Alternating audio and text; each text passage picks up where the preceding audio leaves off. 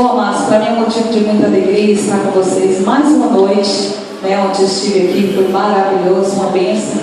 Pena que hoje o reverendo não pôde estar conosco, mas eu trouxe a Mel, é minha irmã, não só em Cristo, mas minha irmã de sangue também, minha amiga, minha companheira, uma mãe, porque foi ela que cuidou de mim. Eu acho que a maioria das pessoas que olham para nós acham que eu sou a mais velha, mas não é não, eu sou a caçulinha, viu? Ela que cuidou de mim. E trouxe o Dani também, não sei onde ele está, ele veio ontem, está ali no cantinho, ele veio me acompanhando também, porque hoje andar só mulheres está um perigo. Dia após dia nós temos visto o que tem acontecido, e já sou vítima disso também, que eu sei que muitas pessoas sabem, então a gente tem que resguardar, amém? Estou muito feliz com o Senhor de estar ministrando a palavra aqui hoje, a convite da Claudinha. Cadê ela? Não vi ela por ele ainda. Ah, está na salinha das crianças.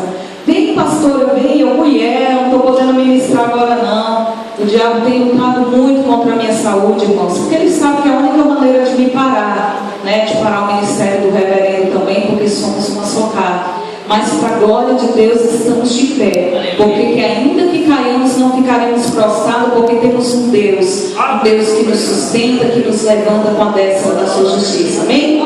Sem mais indagação, vamos abrir a palavra do Senhor, livro de Eclesiastes, capítulo 4, talvez uma mensagem bem conhecida ao seu coração, mas foi o que meditei, foi o que o Senhor colocou em meu coração, mesmo porque este culto tem um tema, culto do amigo.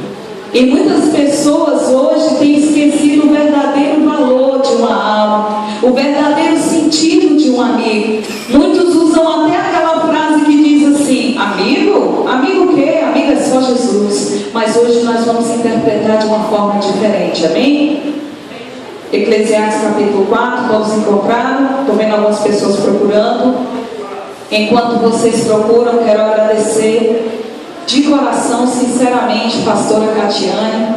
Ela veio porque eu pedi, eu falei, eu quero que você vá. Eu sei que todo louvor, toda honra, toda glória é para o nosso mestre, mas eu gostaria de ouvir a sua voz no louvor. Obrigada, viu, pastora? Ainda bem que o pastor Daniel deixou, né? Graças a Deus. Todos encontraram? Capítulo 4, nós iremos ler apenas o versículo 9 e o versículo 12. Leiamos o versículo 9.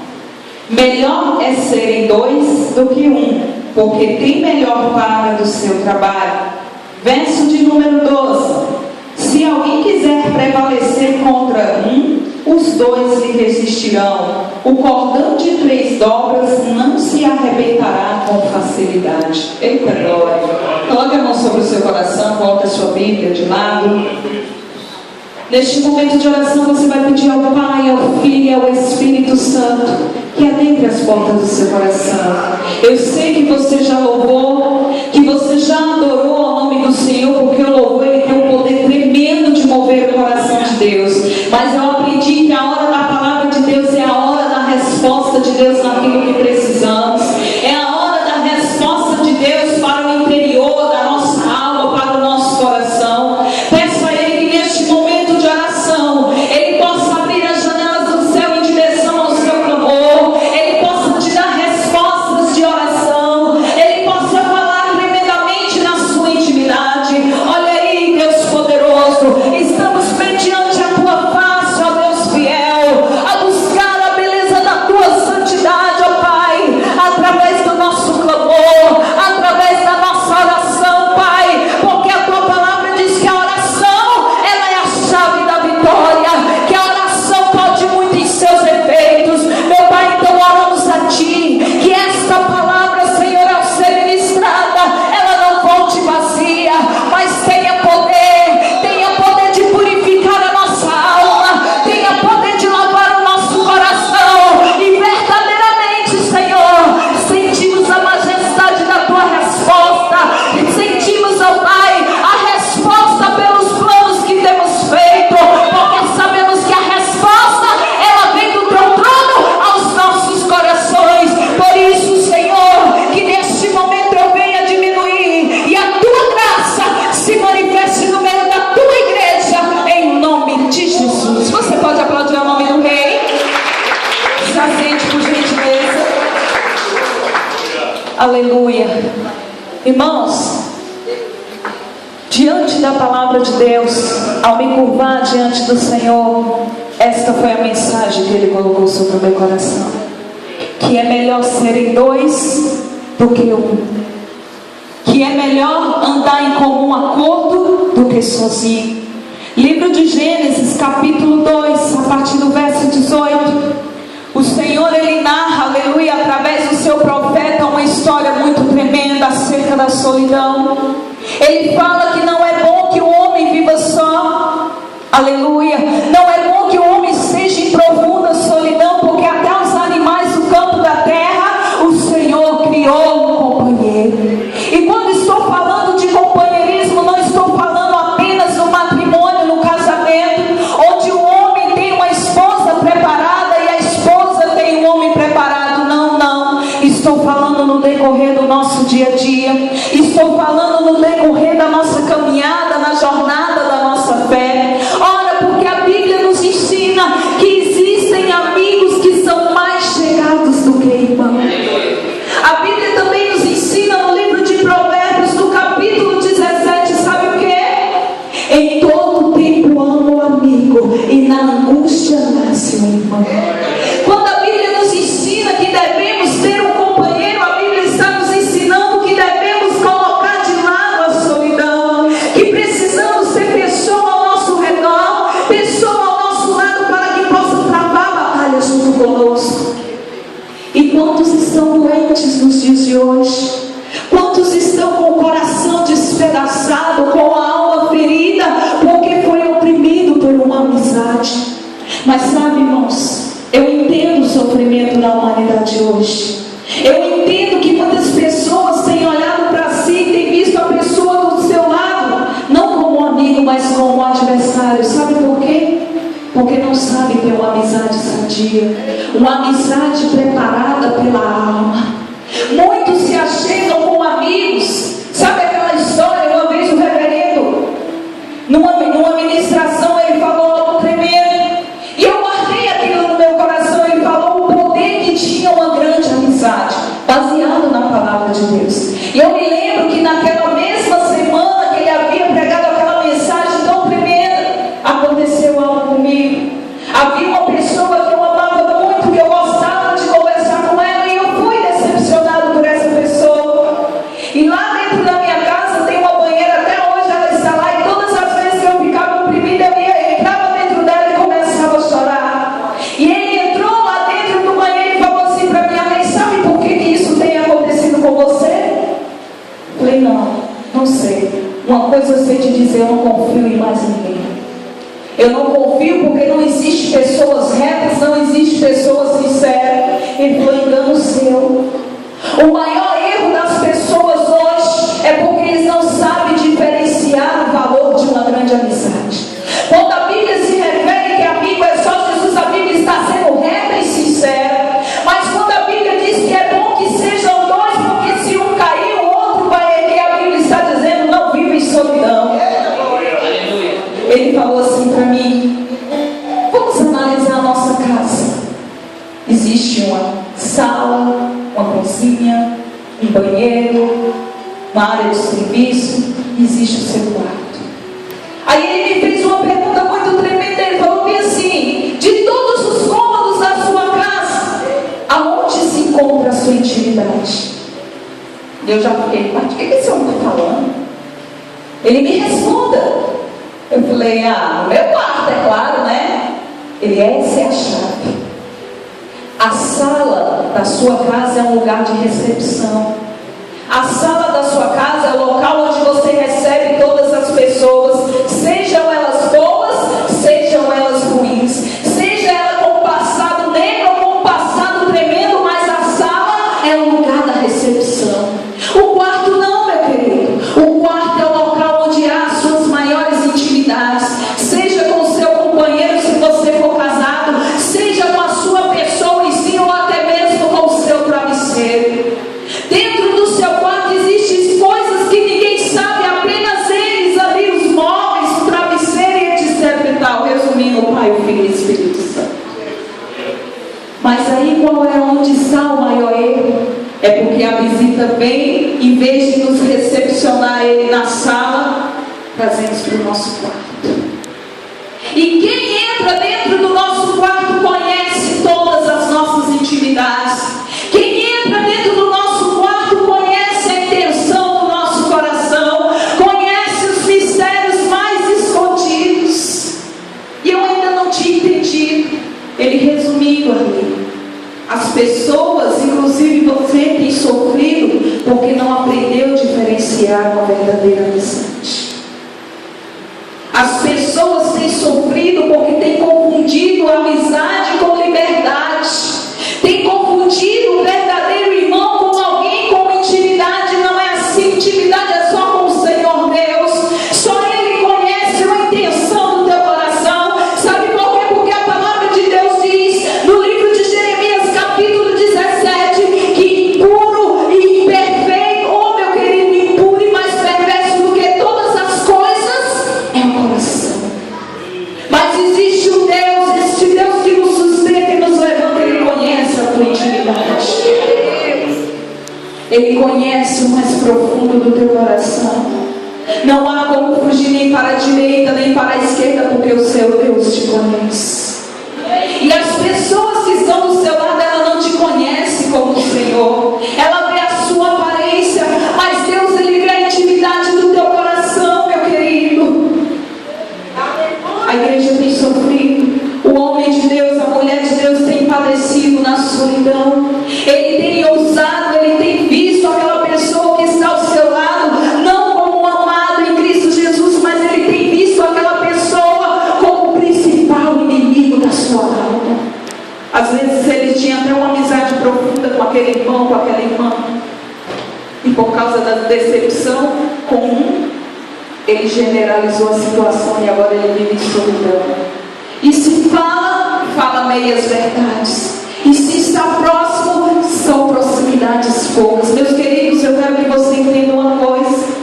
A Bíblia nos ensina, sabe o que? Que existe 10 mandamentos. E desses 10 mandamentos, a Bíblia nos declara no livro de Mateus, resumindo eles, prevalece-se 2, que dá autoridade para os demais. O primeiro deles qual é? Como? Amar ao teu Deus acima de todas as coisas. E o segundo qual é? Opa, eu ouvi direito? O próximo como a ti mesmo. Amar o próximo como a ti mesmo. Ora, se você tem amor por você, você não vai se difamar. Se você tem amor por você, você não vai se expor à sua vida. E por que será que a do nosso próximo nós colocamos em exposição? Por que será que a do nosso próximo nós agimos como se ele fosse o nosso pior inimigo, como se ele fosse a pior perversidade? Já não amamos mais uns aos outros quando a Bíblia nos ensina, dizendo: suportai-vos uns aos outros, como Cristo amado tem suportado os nossos erros.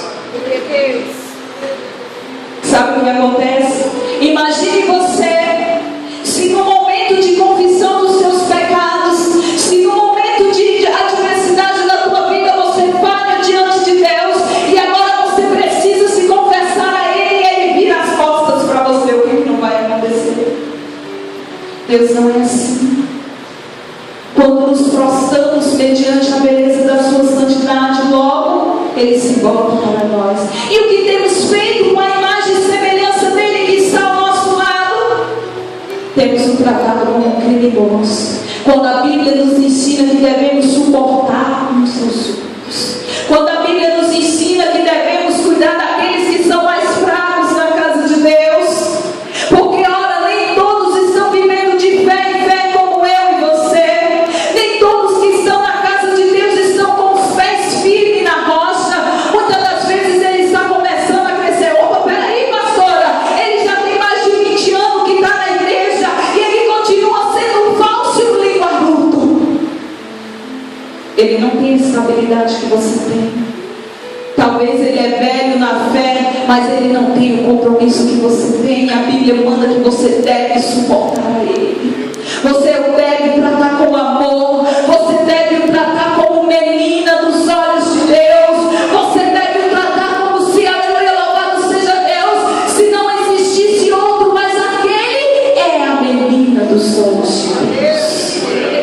exemplos bíblicos nós temos.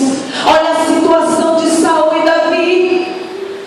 Saul, aleluia, louvado seja Deus, foi o primeiro rei de Israel. Foi um homem ungido por Deus através do profeta, do sacerdote, do juiz chamado Samuel. Foi uma ordenança de Deus que Saul tomasse o trono de Israel.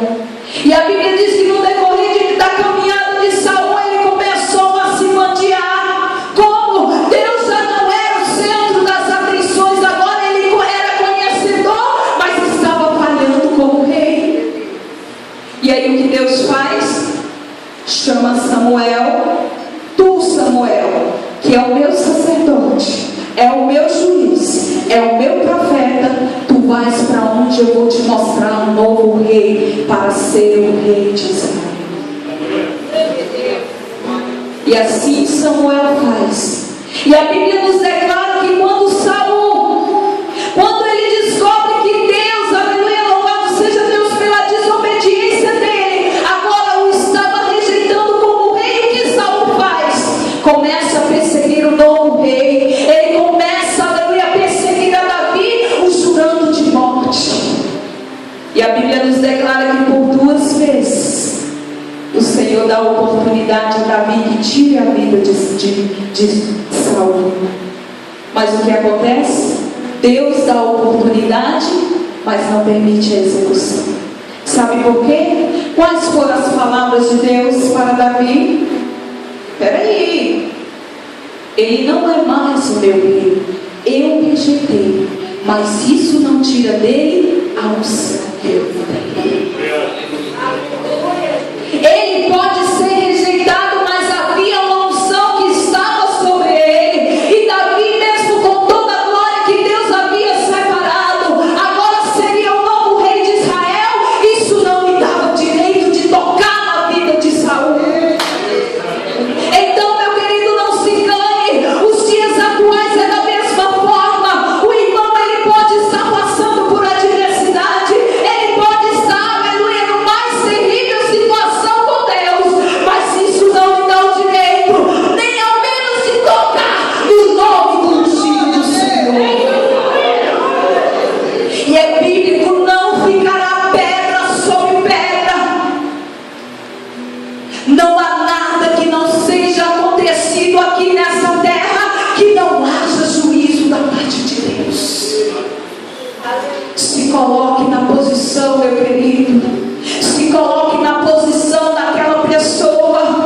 O que você não quer para você, você não pode querer para o seu próximo. A Bíblia diz nos Salmos de 133: ó, quão bom e quão suave é que os irmãos vivam em união. Essa união é como óleo precioso, o óleo que desce sobre a barba de Arão. É como orvalho, é uma unção renovadora. Só para você ter noção como é tremenda a união de 2 pessoas, sejam 2 homens, sejam 2 mulheres que compartilham amor, amizade. Separe as coisas, não estamos falando de vida conjugal, estamos falando de uma amizade. Existe um poder tremendo. Sabe o que a Bíblia diz no livro de Mateus? Que onde há 2 ou mais reunidos na presença do Senhor, Ele se faz presente. Onde há 2 ou mais reunidos na presença do Todo-Poderoso, Ele se faz presente. Imagina você o poder, meu querido, que há numa oração em conjunto, o poder que há numa oração que é, aleluia, dedicada ao ouvido de Deus, que precisa chegar como cheiro suave à saída de Deus, quando há mais de uma pessoa intercedendo pela causa. Livro de Eclesiastes: é melhor 2 do que 1. Existe um poder tremendo no companheirismo que muitos estão se esquecendo. A Bíblia diz que se ele for, aleluia, louvado seja Deus, uma guerra for declarada contra este ele está ali no meio da guerra, mas aquele que é o seu companheiro estiver ao seu lado, sabe o que vai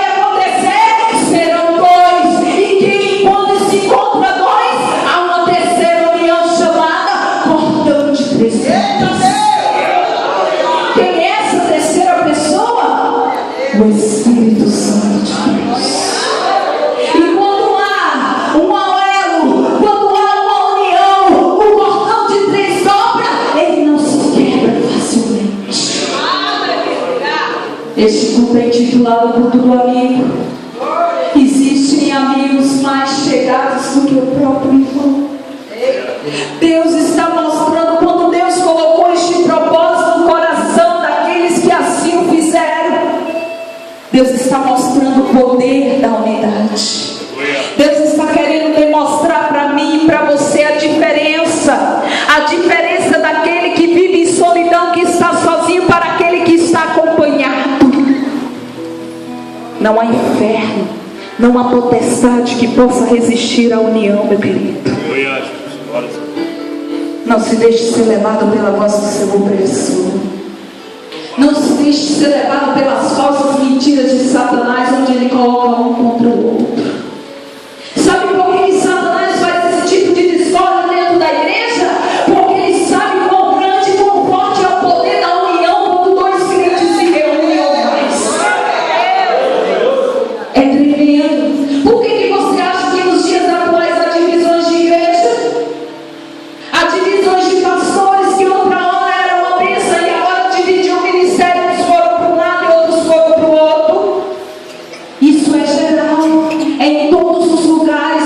Sabe por quê? Porque Satanás, ele só procura uma pequena brecha. Uma pequena brecha, sabe para quê? Para colocar uns contra os outros e confundir as coisas de Deus. Eles colocam uns contra os outros, dizendo que não há amor, que não há, aleluia, louvado seja Deus, como haver um elo entre aquelas pessoas, e transforma a divisão. E sabe o que acontece? O reino de Deus fica dividido. Imagina você, se todo homem, toda mulher de Deus amasse o seu próximo como a ti mesmo. A força, o poder que havia entre a igreja e os salvos em Cristo Jesus. Entenda bem, meu querido, não estou falando de placa de igreja, não. Não estou falando que a igreja A, B, C ou D é melhor que ninguém, porque aquela ali é o fulano, ciclano. Não. Estou falando da igreja de Cristo Jesus. Eu e você que somos templo do Espírito Santo. Estou falando se eu e você nos achegarmos um ao outro, vivermos em união, suportarmos um ao outro, o milagre da graça de Deus, ele vai transpassar os céus e vai mudar as nossas vidas. Essa é a resposta de Deus. Pastor, a gente tem que vigiar. Existe muita gente falsa. Existe muita, sabe por quê? Porque já está oprimida. Porque já se deixou ser levado pela voz do opressor. Ela já colocou na mente dela, no coração, que não há ninguém que preste nessa vida, que só existe pessoas que oram ao contrário. E eu e você estamos aqui, sabe para quê? Para fazer a diferença.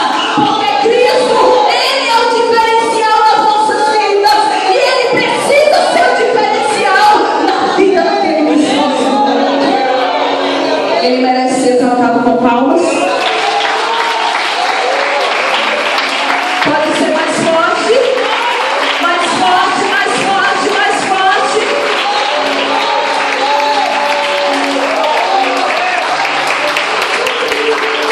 Cristo, ele é o diferencial na minha e na sua vida. Você já observaram a diferença de uma pessoa que canta solo para uma pessoa que canta com coral? Existe uma diferença muito grande. Aquele que canta só, ele move alguns corações, mas aquele que canta com coral move todos os corações. Como assim? O coral aqui na frente da igreja? Não, meu querido. Quando todos se juntam em adoração e louvor,